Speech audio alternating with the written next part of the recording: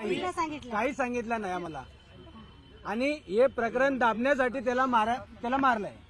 हे प्रकरण दाबण्यासाठी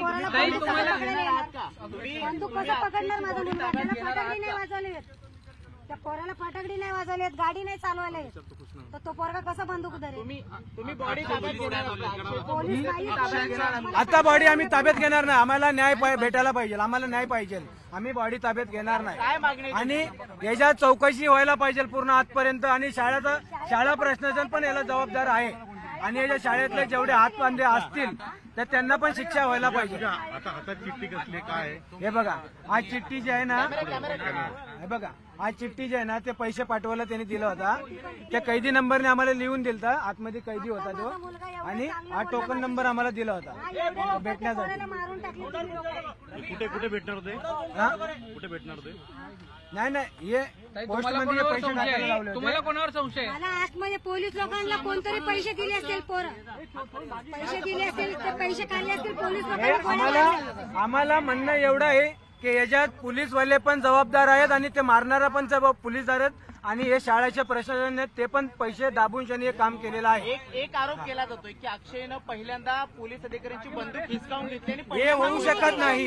हे होऊ शकत नाही. आम्ही जे बोलणं केलेलं आणि तो आतमध्ये गेला होता आणि आम्हाला सांगितलं नाही की 5:30 वाजता तो घेऊन जाणार आहे. आम्हाला काहीच सांगितलेलं नाही याच्यात. तो आतमध्ये वैतागलेला होता? नाही, काहीच नाही. तो हसून खेळून आतमध्ये गेला. साहेब तो बोलला की मला 4 पैसे पाठव खायला, मी चाललो आता. आम्हाला हे बघा, आम्हाला नंबर पण दिलेला आहे. हा नंबर बघा, हे बघा, हे बघा, हे बघा, हा नंबर पण दिलेला आहे. हे बघा, हा नंबर पण दिलेला आम्हाला. हा, हे बघा.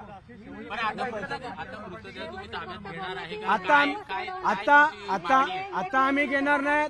जे याला जबाबदार आहेत त्याला शिक्षा भेटायलाच पाहिजे. शिक्षा भेटल्याशिवाय आम्ही गप्प राहणार नाही. कोणाला? या घटनेला शाळा प्रशासन आणि पोलीस हे दोन्ही जबाबदार आहेत. बरोबर.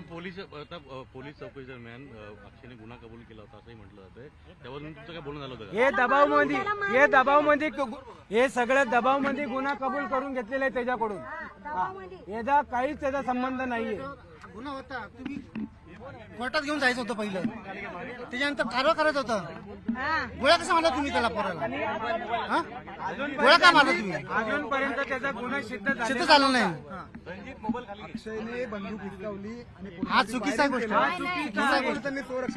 नाही, खोटं गोष्ट आहे. माझा मुलगा हसत गेलाय आतमध्ये.